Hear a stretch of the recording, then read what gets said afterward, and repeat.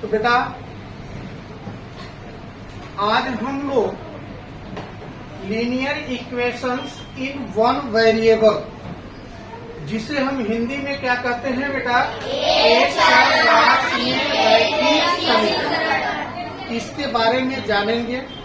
और इस चैप्टर के प्रश्नों को हम कैसे सरल करते हैं, इसको हम एकदम व्यवस्थित ढंग से, एकदम शुरुआती लेवल से सीखेंगे।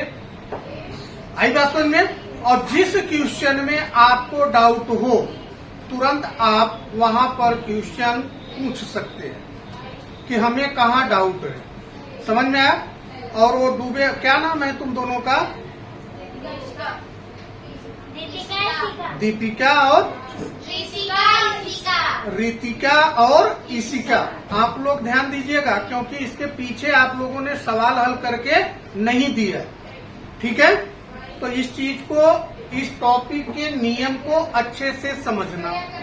जैसा कि हमने आप लोगों को बताया था बेटा, समीकरण किसे कहते हैं, जिसमें दो पक्ष होता है, बराबर के बाएं पक्ष, बराबर के बाएं पक्ष। समझ में आया।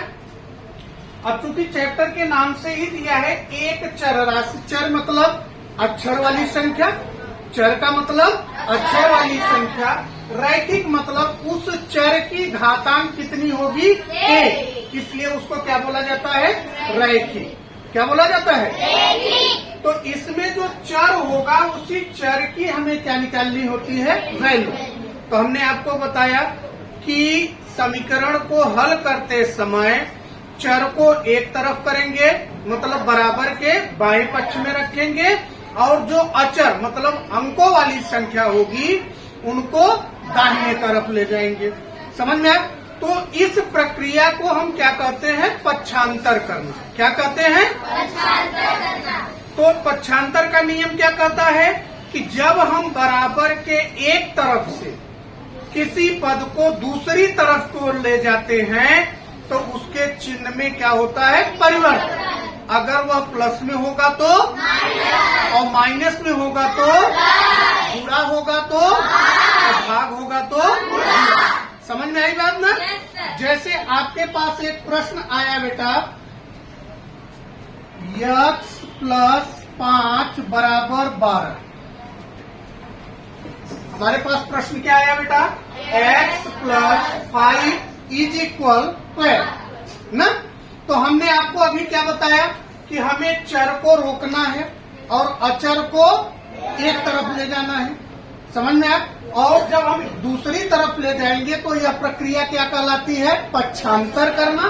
क्या कहलाता है, तो पक्षांतर का नियम अभी आपको बताया। प्लस होगा तो माइनस, माइनस होगा तो गुणा होगा तो भाग होगा तो। समझ में आई बात ना।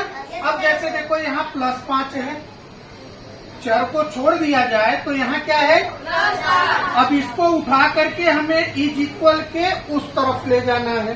तो यहाँ +5 है, उस तरफ जाएगा तो, और 12 जैसे है वैसे ही रहेगा। तो यहाँ क्या होगा बेटा, x = 12 - 5। यही हुआ ना। अब 12 में से 5 क्या होगा, क्या होगा, घटेगा। तो 12 में से 5 घटाओगे कितना बचेगा, 7। तो x = 7। अच्छा, अब ये हमारा आंसर सही है कि गलत है, ये चीज हम कैसे पता कर पाएंगे, क्या करेंगे, करें। तो यहाँ हो जाएगा उत्तर की जांच, उत्तर की जांच। उत्तर की जांच में प्रश्न को हम वैसे ही लिख लेंगे। प्रश्न क्या है बेटा, x + 5 = 12 है कि नहीं है। तो यहाँ x की वैल्यू आपने कितना निकाला है, तो यहाँ हम x की जगह कितना रख दिए, 7 + 5 बराबर कितना आया, 7 में 5 जोड़े 12 बराबर 12। बराबर के दोनों तरफ के गुणांक बराबर आ गए, इसका मतलब हमारा आंसर सही है। कोई दिक्कत, समझ में आया।